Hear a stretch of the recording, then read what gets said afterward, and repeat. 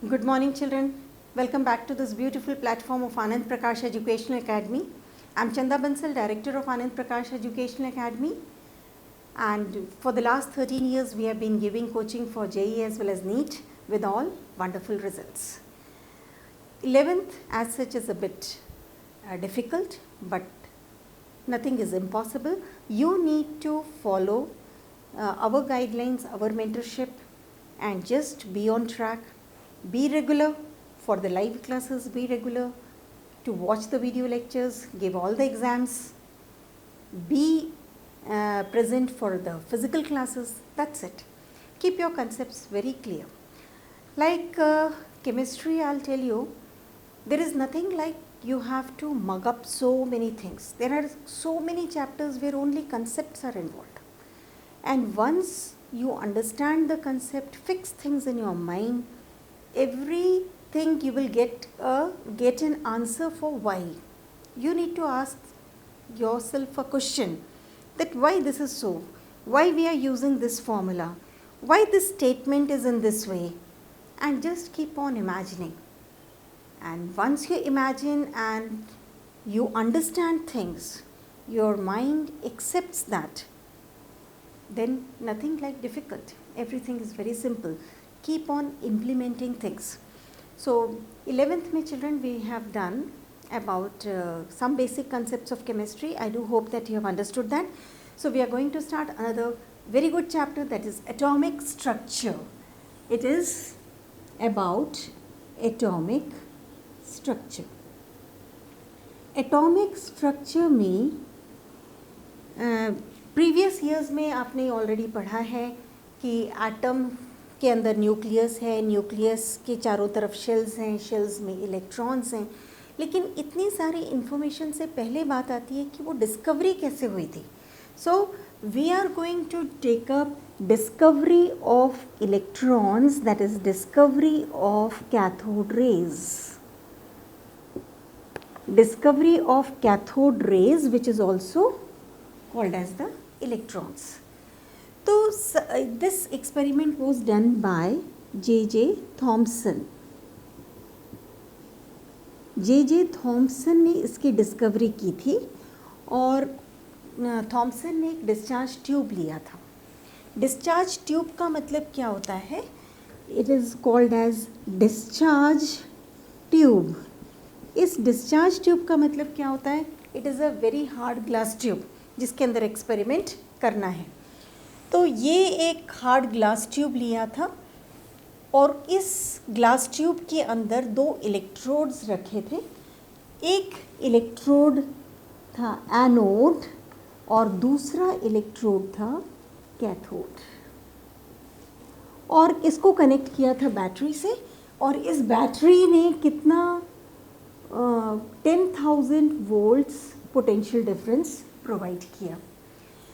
सो 10,000 volts की battery थी, anode था, कैथोड था. इसके अंदर एक कोई भी पर्टिकुलर गैस, जैसे उसने एयर रखा था and air was at a pressure of 1 atmosphere initially. और फिर इस ट्यूब को कनेक्ट किया था वैक्यूम पंप से. वैक्यूम पंप से क्यों कनेक्ट किया था? ताकि प्रेशर को कम किया जा सके. So in that case the pressure could be reduced. ये इसका एक सिंपल सा एक्सपेरिमेंट था, सेटअप था डिस्चार्ज ट्यूब का. Discharge tube is a hard glass tube. It has got 2 electrodes, anode and cathode. और एनोड और कैथोड को कनेक्ट किया था बैटरी से. बैटरी कितने वोल्ट्स की थी? 10,000 वोल्ट्स की बैटरी थी यूज़ की थी यहाँ पे. क्योंकि गैसेस नॉन कंडक्टिव होते हैं, लेकिन इतना ज़्यादा जब उसको हाई वोल्टेज मिलता है, हाई पोटेंशियल डिफरेंस मिलता है, तो वो गैसेस क्या होती हैं? कंडक्ट करना स्टार्ट कर देती हैं. सो 10,000 वोल्ट की बैटरी यूज़ की और फर्स्ट स्टेप में उसने क्या किया था? जब 1 एटमॉस्फेयर प्रेशर था तो उस समय उसको कुछ भी नहीं दिखा. There was no observation made at 1 atmosphere. Second case में जब प्रेशर को रखा 0.01 एटमॉस्फेयर, मीन्स यहाँ से कुछ एयर विड्रॉ की थ्रू वैक्यूम पंप ताकि उसका प्रेशर कम हो सके. उस टाइम पे क्या हुआ था, there was light observed here, मतलब इस कंडीशन में light was observed, central part में यहाँ पे लाइट ऑब्जर्व की थी। देन थर्ड स्टेप, उस प्रेशर को और ज़्यादा रिड्यूस किया, दैट इज़ 0.001 एटमॉस्फेयर, उसमें light was no longer observed. फिर लाइट नहीं दिख रही थी और जो साइड ऑपोजिट टू कैथोड था, यहाँ पे कैथोड है, यहाँ पे एनोड है, मतलब वो साइड ग्लास ट्यूब की जो कैथोड के ऑपोजिट डायरेक्शन में थी, उसके इनर सरफेस पे एक ग्लो दिखा था, that glow was green glow. उस ग्लो को बोलते हैं ग्रीन ग्लो। वो किस कलर का ग्लो था? Green glow.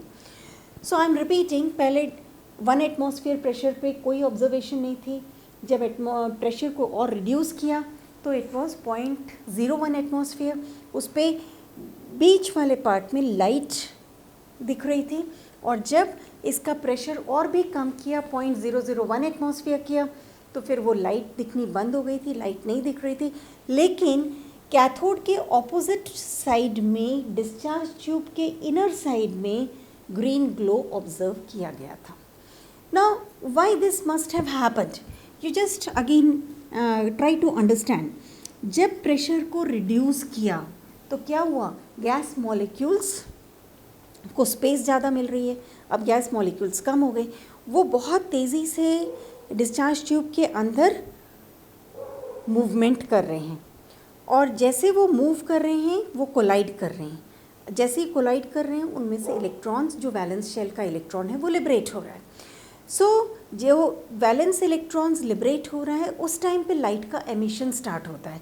So this part was possible only because collision of the molecules became very fast, and due to these collisions electrons were liberated and light was observed. फिर यहाँ पे light तो observe की गई discharge tube में, अब जैसे ही pressure और कम किया तो क्या हुआ, ये लाइट डिसअपियर हो गई, क्योंकि लाइट किस वजह से थी, इलेक्ट्रॉन्स के लिबरेशन की वजह से थी। अब वो जो बीम ऑफ इलेक्ट्रॉन्स थे, जितने भी बीम ऑफ इलेक्ट्रॉन्स थे, they were now attracted towards opposite charge, मतलब कैथोड के opposite, means they were attracted towards anode. तो जैसे ही बीम ऑफ इलेक्ट्रॉन्स एनोड की तरफ अट्रैक्ट हो रहे थे, वो एनोड को पियर्स करके उसके इनर वॉल में जाके डिपॉजिट हो गए, एंड जैसे ही वो डिपॉजिट हो गए, उनकी एक प्रॉपर्टी होती है, that property is called as fluorescence property. Fluorescence property, तो वहाँ पे कोई ना कोई फ्लोरेसेंट स्क्रीन, जैसे zinc sulphide screen usually use की जाती है। तो फ्लोरेसेंट प्रॉपर्टी का मतलब क्या है कि ये कैथोड रेज जैसे ही फ्लोरेसेंट स्क्रीन पे स्ट्राइक होते हैं, they start producing a glow, क्योंकि ऐसे कैथोड रेज हमें नहीं दिखेंगी, लेकिन जैसे ही वो किसी फ्लोरेसेंट स्क्रीन पे स्ट्राइक होते हैं तो फिर उसका इफ़ेक्ट दिखता है। So that means this side it became green, that was because electrons could strike this part of the discharge tube।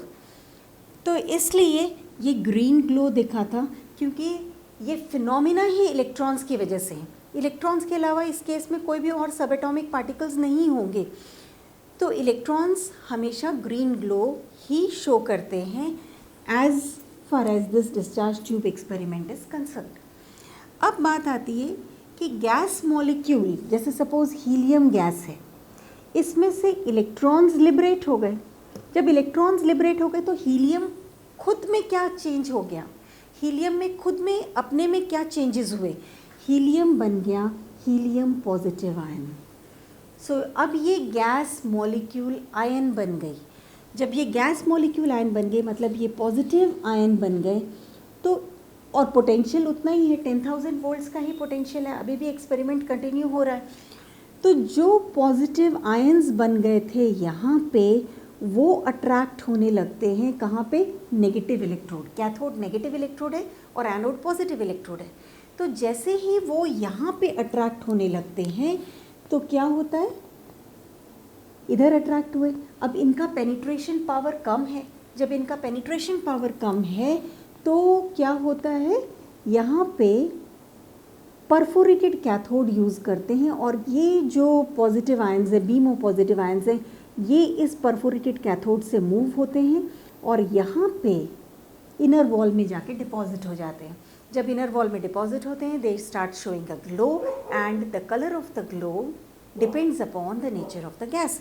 क्योंकि यहाँ पे जब हीलियम गैस लोगे तो हीलियम पॉजिटिव आयन आएगा, नियॉन गैस लोगे तो नियॉन पॉजिटिव आयन आएगा, हाइड्रोजन गैस लोगे तो हाइड्रोजन पॉजिटिव आयन आएगा। मतलब जिस तरह की भी आप गैस लोगे उसी का पॉजिटिव आयन रहेगा।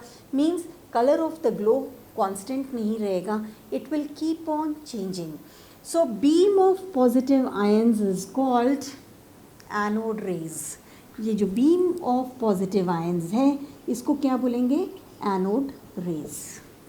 तो इस तरह से ये एक्सपेरिमेंट हुआ था। तो यहाँ पे जब ये रेज परफोरेटेड कैथोड से पास हुई, जिसको कैनाल रेज भी बोलते हैं, जब ये पास हुई और इसने ग्लो दिखाया, यहाँ पे green glow, means with this experiment cathode rays as well as anode rays could be discovered. Beam of electrons is called cathode rays, beam of positive ions is called anode rays. ठीक है, ये बात हुई experiment की। अब इनके properties क्या हैं? कुछ इनमें दोनों में, कैथोड रेज में और एनोड रेज में सिमिलैरिटीज़ थी और कुछ थे डिफरेंसेस। तो अभी हम देखते हैं कि इसमें सिमिलैरिटीज़ कौन सी हैं, कैथोड रेज और एनोड रेज के बीच में कौन से सिमिलैरिटीज़ हैं, और फिर हम आएंगे इनके डिफरेंसेस पे। तो सबसे पहले प्रॉपर्टी ये देखी गई थी कि इसमें दे travel in straight line. Means दोनों कैथोड रेज और एनोड रेज स्ट्रेट लाइन में ट्रैवल करते हैं। ये कैसे पता चला था? जब भी इनके पाथ में, कैथोड और एनोड के पाथ में कोई भी ऑब्जेक्ट रखा था तो उसकी शैडो फॉर्म हो रही थी। So that means they travel in straight line, that is why the shadow of the object could be formed. Second था इसमें हीटिंग इफेक्ट। हीटिंग इफेक्ट का क्या मतलब है कि यदि एनोड रेज और कैथोड रेज के पाथ के बीच में अगर कोई मेटल सब्सटेंस रखा, कोई भी मेटल रखा, तो that metal gets heated up. ये जो मेटल है वो गर्म हो जाता है। दैट मीन्स कैथोड रेज और एनोड रेज दोनों की ही प्रॉपर्टी है to heat the metal, to heat an object. So ये होता है हीटिंग इफेक्ट। थर्ड है मैकेनिकल इफेक्ट। ये जो दोनों कैथोड रेज और एनोड रेज हैं ये और एक इफेक्ट देती हैं, that is called as mechanical effect. इसको आप कैसे समझोगे? अगर एनोड रेज और कैथोड रेज के पाथ में कोई भी पेडल व्हील रखा, पेडल व्हील जैसे इस तरह का कोई व्हील बीच में रखा और कैथोड को पास करने दिया या एनोड को पास करने दिया, तो वो व्हील क्या होती है? रोटेट होनी शुरू हो जाती है। रोटेट हो रही है, इसका मतलब क्या है? ये कैथोड रेज और एनोड रेज के पास मास भी है और स्पीड भी है। Means they have got kinetic energy, means they have got mechanical energy. तो इससे ये पता चला था रोटेशन ऑफ पेडल व्हील से कि both cathode rays as well as anode rays they show this mechanical effect. क्योंकि कैथोड रेज के पाथ में रखा तो भी पेडल व्हील घूम रहा था, एनोड रेज के पाथ में रखा तो भी पेडल व्हील घूम रहा था। It means it has got mass, it has got speed, तो it has got kinetic energy. तो इससे पता चला था कि इनके मैकेनिकल इफेक्ट भी है। So these are the three differences. इस डिफरेंस के these are the three similarities. अब हम आएंगे इसके डिफरेंसेस पे, cathode rays and anode rays के डिफरेंसेस। पहला डिफरेंस है कि जो कैथोड है और anode, cathode rays are negatively charged और anode rays are positively charged. ठीक है, अभी हम हरिडली जस्ट एक टॉपिक्स देखेंगे कि इसमें डिफरेंसेस क्या हैं, फिर नेक्स्ट लेक्चर में उसको बहुत अच्छे से उसका एक्सप्लेनेशन होगा। So negatively charge and positively charge. Next है it is about E/M ratio, जो कैथोड रेज में कांस्टेंट है और एनोड रेज में कांस्टेंट नहीं है। एंड थर्ड है कि जो कैथोड रेज हैं ये यू कैन से कि cathode rays they produce X rays, लेकिन जो एनोड रेज हैं they do not produce X rays. ये इनको आप प्रूव कैसे करेंगे, that we are going to do in the next video lecture. So I do hope कि you have understood, you feel the chapter is interesting. बहुत सारी चीज़ें अभी हमको डिस्कस करनी है इस चैप्टर की, बहुत इंटरेस्टिंग चीज़ें। So keep watching the videos, like the videos, subscribe the channel and press the bell icon so that we are motivated to give you more and more videos. Till then, thank you so much.